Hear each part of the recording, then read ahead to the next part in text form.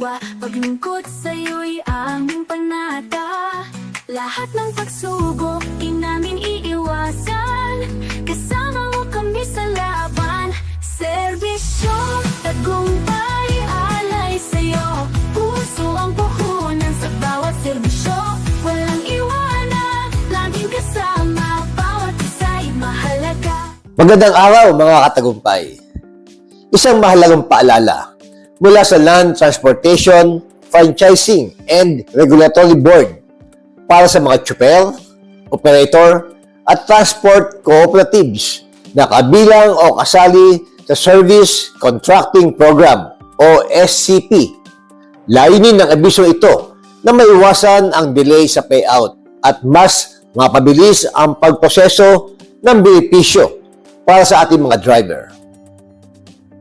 Kaya paalala ng LTFRB, siguraduhin kumpleto, tama at updated ang inyong mga dokumento upang maiwasan ang aberya sa processing at payout ng benepisyo. Patuloy naman ang ahensya sa pagpapatupad ng mga hakbang upang matiyak ang maayos, mabilis at transparent na pagbibigay ng tulong sa transport sector. Araw-araw ang digmaan. Umaga't gabi sumasabak sa laban. Dapat protektado ka outside at inside. Immune Advance contains 4 active ingredients gaya ng lagundi, malunggay, non-acidic vitamin C at zinc. Tulong pampatibay resistensya para tulong proteksyon. Isama pa ang proper diet at exercise. Para katawan ay handa, Immune Advance helps support a healthy immune system. Immune Advance ang sandata. No approved therapeutic claims. Ang Immune Advance ay hindi gamot at hindi dapat gamiting panggamot sa anumang uri ng sakit. Available in Shopee, Lazada, and other leading drugstores. Ang Service Contracting Program ay isa sa mga hakbang ng pamahalaan upang suportahan ng mga driver at operator, lalo na sa panahon ng mataas sa presyo ng langis. Sa ilalim ng programang ito, may karagdagang kita ang mga tsuper bukod sa pamasahe bilang kapalit ng tuloy-tuloy na pagbibigay ng serbisyo sa publiko. Bukod dito, kailangan din magsumiti ng valid at updated na official receipt o OR mula sa Land Transportation Office o LTO. Ang OR na ito ang magsisilbing patunay na rehistrado at legal na bumabiyahe ang sasakyan na kabilang sa programa. Ayon sa LTFRB, para sa mga nakapag-apply, kasalukuyang kalahok o may aprobadong aplikasyon na sa SCP, kinakailangang tiyakin na kumpleto at tama ang kanilang dokumento. Isa sa mga pangunahing requirement ay ang pagkakaroon ng bank account o e-wallet na nakapangalan sa transport cooperative o sa mismong franchise holder. Ito ay mahalaga upang masigurong maayos at direkta ang pagpasok ng bayad o subsidy mula sa pamahalaan. Shampoos, Viva, Copa, Monera, Centella at may DHA pa. May Bilberry, Marigold at marami pang iba.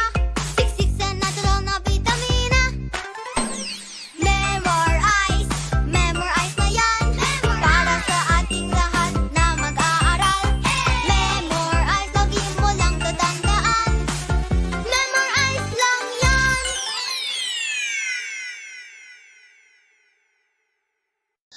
Mga katagumpay, sa simpleng pagsunod sa mga requirements, mas mapapabilis ang pagdating ng tulong na para sa inyo. Ito ay bahagi ng patuloy ng pagsisikap ng pamahalaan na mapanatiling maayos ang kabuhayan ng mga tsuper at ang serbisyo sa ating mga commuter.